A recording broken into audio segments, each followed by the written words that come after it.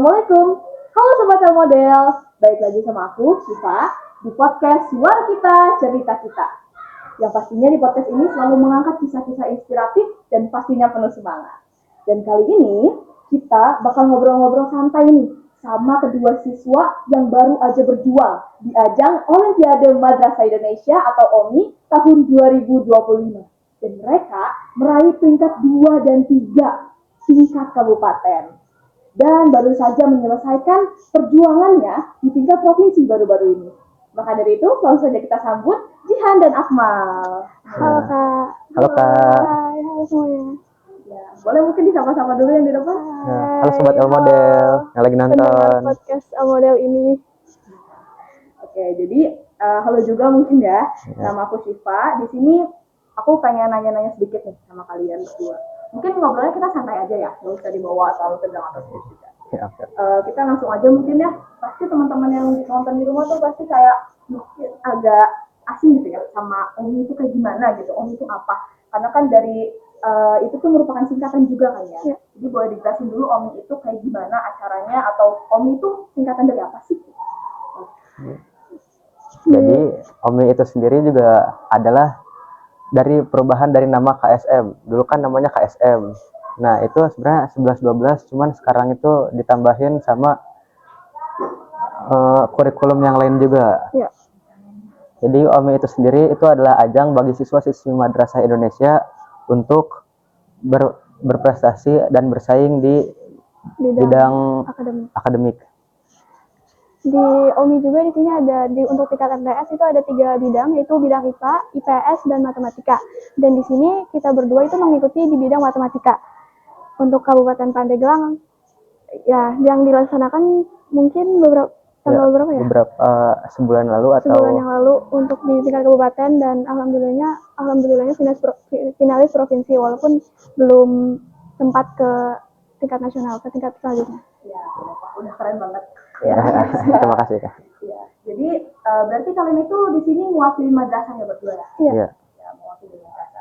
Tapi aku penasaran deh, kayak gimana sih awalnya kalian tuh bisa kepilih OMI gitu? Dari beberapa proses yang udah kalian lewati itu awalnya kayak gimana sih? Jadi awalnya itu kita ikut eskul olimpiade gitu. Iya. Nah terus kita belajar di situ setiap Sabtu ada kayak kumpulan gitu. Nah terus kita belajar bareng pembina. Nah abis itu ntar ada diumumin tuh seleksi. Nah pas seleksi itu kita ngerjain soal gitu. Ntar diumumin gitu. Jadi bermula dari eskul gitu ya? Iya, eskul. Dari ekstrakurikuler. Berarti kalau kalian masuk eskul tuh kalian udah minat ya sama bidang ini? Iya. Iya, kayak gitu. Jadi emang awalnya udah ada minat gitu ya, jadinya bisa melanjutkan ke lomba-lomba yang ada.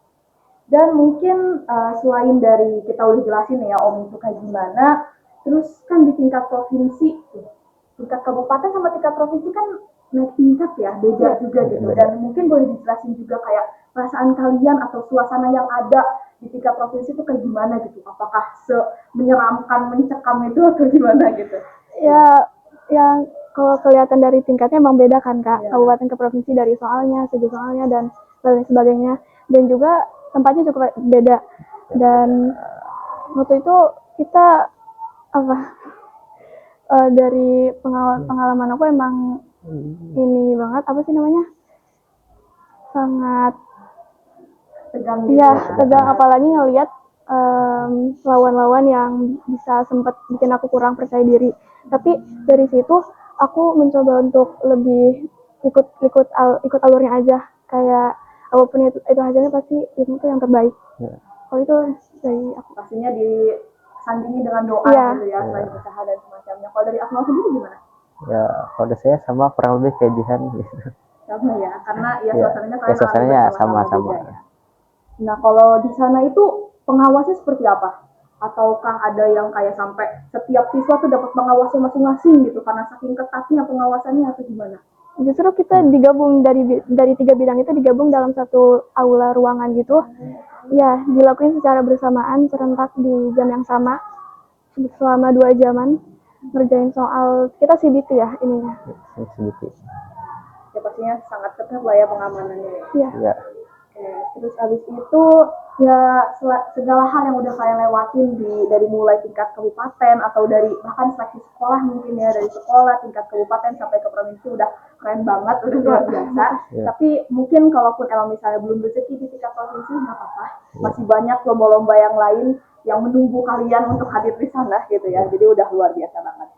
Dan menurut kalian ya, kalian udah sampai di tingkat provinsi ini itu mungkin perasaan yang kalian rasakan itu seperti apa gitu, apa yang kalian rasakan walaupun memang mungkin belum rezeki gitu ya, tapi ada hal yang bisa disampaikan mungkin ke teman-teman yang ada di sini.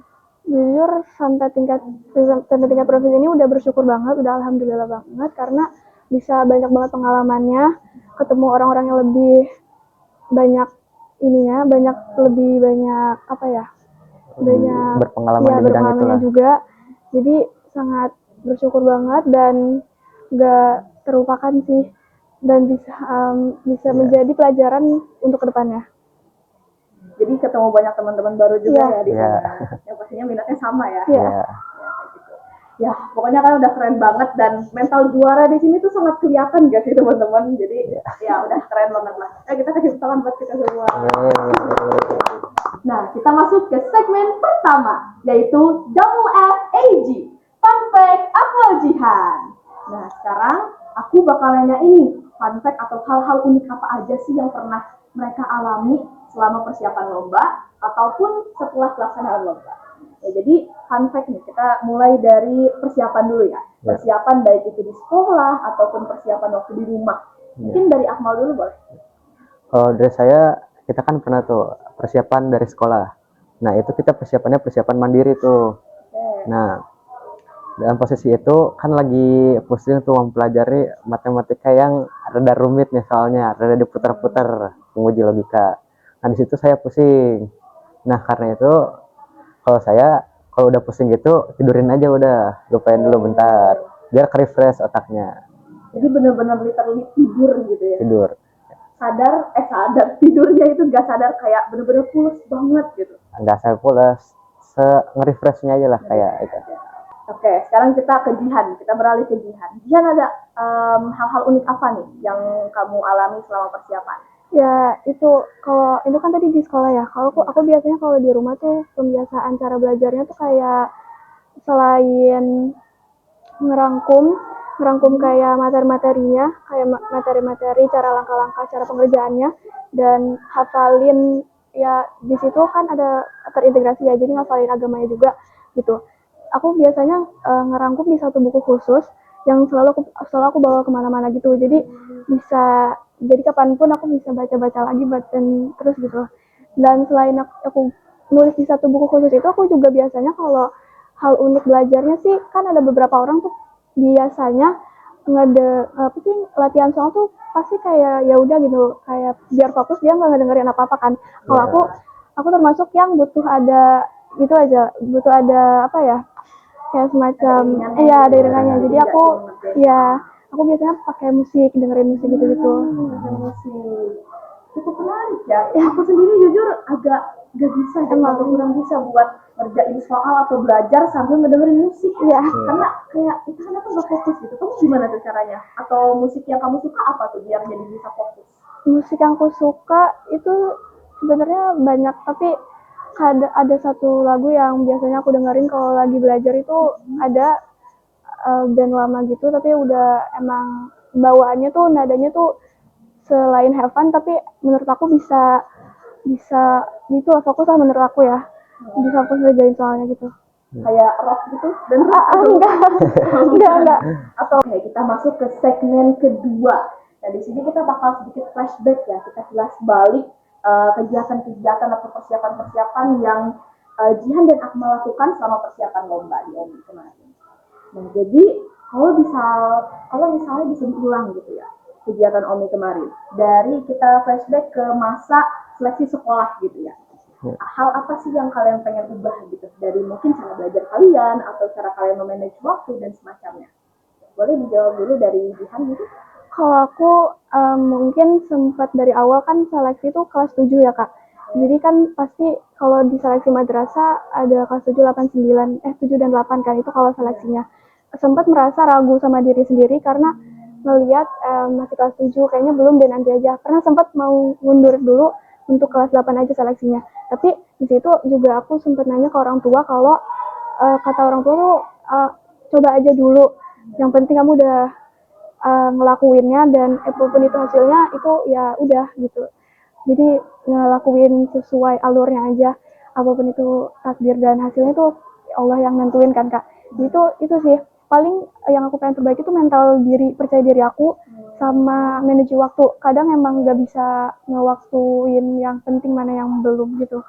Itu dari aku Kak. Ya, jadi lebih baik mencoba gitu ya daripada tidak mencoba sama sekali. Iya. Gitu. Dari Akmal, ada hal yang ingin diubah dari Kalau persiapan dari kemarin? saya lebih ke memanage waktu sih. Soalnya pas itu kan lagi suka-sukanya main basket ya. Jadi itu ke distract mulu. Teman-teman ngajak mulu main, ayo mal gitu, alun-alun. Gitu. Jadi kalau bisa lebih ke ya manajemen waktu sih. Gitu. Tapi mungkin dari main kemarin itu bisa membuat sedikit refresh juga ya, kayak otak kamu bisa agak refresh. Mungkin emang ya jadwalnya agak Ya jadwalnya agak belum bisa diatur aja. Oke, kita masuk ke segmen 3 sekarang, yaitu pilih cepat atau disorder gitu ya. Nah, di sini kita agak seru-seruan dikit ya. Nanti kalian boleh sambil jawabnya dengan semangat gitu ya. Mau pilih yang ini atau yang itu. Oke? Ya. Jadi di sini mungkin aku mau nanya dulu ya. Udah siap semuanya? Siap. Siap. Siapnya? Ayo, udah siap sebelum semuanya? Siap. Nah, gitu. Oke, kita masuk ke pilihan pertama nih. Belajar pagi atau belajar malam? Belajar pagi. Malam. Oh, beda nih jawabannya teman-teman. Gimana? Yang belajar pagi, kenapa belajar pagi? Kalau belajar pagi tuh otak kita tuh masih fresh. Belum ada apa ya catch-catchnya lah kalau sekarang di itunya mah. Mungkin jam belajar pagi yang biasa kamu lakuin itu di jam berapa? Kalau buat sekolah kayak pas pembinaan itu jam 7 gitu sampai jam 9 itu paling efektifnya. Oke, jadi di jam 7 itu ya. Iya. Terus kalau malam kenapa Jihan? Kalau malam karena kan di situ aku biasanya kalau malam tuh suka tidurnya kurang ini. Tapi aku biasanya bangunnya tuh suka kadang jam 3 jam 2 gitu. Jadi aku makanya emang di jam kayak gitu. Selain itu juga aku kan belajarnya kalau di rumah tuh sendiri. Jadi lebih cocok aja kalau sendiri di kamar di rumah gitu belajarnya. Suasananya sunyi. Iya, gitu iya, ya, iya. jadi lebih tenang. Iya. Sambil dengerin musik. Iya. Ya, gitu. Oke, jadi di sepertiga malam. Iya. Sambil tahajud berdoa. Iya, betul banget. Bagus. Oke, kita masuk ke pilihan kedua nih.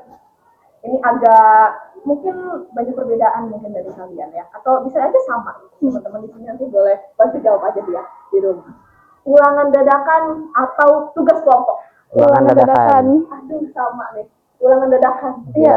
Gimana tuh? Coba dijelasin dong dari Jihan mungkin ulangan dadakan kenapa? Kenapa lebih milih ulangan dadakan? Karena kalau ulangan dadakan itu kan ngedadak ya. Jadi kerjanya apa ya?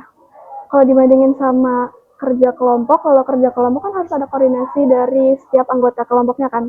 Itu kadang suka bikin apa ya? Ada ribut dikit-dikit lah. Itu paling aku nggak suka banget, soalnya suka ada ininya gitu. Kalau ulangan dadakan itu kan emang dari diri sendiri kan, ngedadak gitu kan, ngerjain juga sendiri gitu. Jadi mending ulangan dadakan sih. Karena tugas individu. Iya, tugas individu. Jadi lebih berluasa lah buat Iya, benar. Iya. Oke. Kalau Akmal, ulangan dadakan kenapa? Kalau saya pernah milih ulangan dadakan karena saya itu suka tugas yang individu gitu. Nggak terlalu suka tugas-tugas yang berkelompok. Karena ya saya sendiri juga biasanya beda sama mereka. Nah terus ulangan dadakan tuh kan karena dadakan jadi kita pakai ingatan yang diambil dari pas belajar. Jadi menentukan sebagaimana keefektifan belajar itu sendiri. Ya ujian kayak Ya, menantang ya, diri menantang kita sendiri diri. ya, maupun kita sebagaimana. Oke. Jadi teman-teman boleh dengar ya jawaban dari Akmal dan Jihan. Jadikan pendapat Jihan dan Akmal ini menjadi sebuah reminder lah buat kalian untuk siap untuk ulangan kapanpun dan dimanapun gitu ya. Oke, selanjutnya kita masuk ke pilihan ketiga nih. Sepertinya saya udah tahu sih jawabannya gitu ya, tapi ya boleh dijawab lagi ya, bareng-bareng dengan kompak. Matematika atau bahasa Inggris? Matematika. Oke, ya pastinya ya teman-teman. Mungkin dijelasin aja nggak apa-apa. Dijabarkan lagi kenapa kalian suka matematika? Apakah dari kalian masih usia balita udah suka ngitung gitu sampai sekarang? Gimana? Justru dari aku malah waktu kecil tuh malah sukanya bahasa Inggris. Tapi emang berkembang sih, kayak di SD tuh kelas 5-an itu nyoba-nyobakan perhitungan udah mulai meningkatkan tingkatnya. Pas nyobain belajar itu ngitung, kan kalau matematika lebih perhitungan kan Kak. Jadi kayak wah seru juga nih perhitungan, jadi bidangnya malah ke matematika. Kalau bahasa Inggris kan kadang kita ngafalin vocabulary gitu-gitu kan. Nah itu aku mungkin ngafalinnya rada kurang suka gitu kalau ngafalin. Mungkin kalaupun memang misalnya matematika dicampur ada bahasa Inggrisnya gitu dalam soalnya, itu masih suka sih. Apa gimana?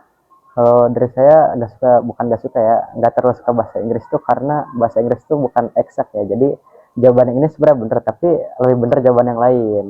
Jadi di bahasa itu saya nggak terlalu suka kayak gitu. Agak rancu. Ya rancu gitu. Ya mungkin ya teman-teman udah paham lah ya gimana perjalanan mereka bisa sampai masuk ke ajang Om ini tuh emang udah suka gitu loh matematika. Jadi ya udah gak perlu saya lagi sebetulnya. Nah, kita sudah di penghujung kegiatan ya, udah di penghujung acara gitu ya. Jadi tidak terasa sekali gitu ya. Dan di sini aku pengen nanya lagi nih ke teman-teman yang ada di sini, Dian sama Akmal, tentang pesan dan kesan kalian selama mengikuti ajang lomba Olimpiade Madrasah Indonesia ini. Mungkin pelajaran berharga apa yang bisa kalian petik dan kalian ambil, diterapkan juga mungkin dalam kegiatan sehari-hari, itu seperti apa?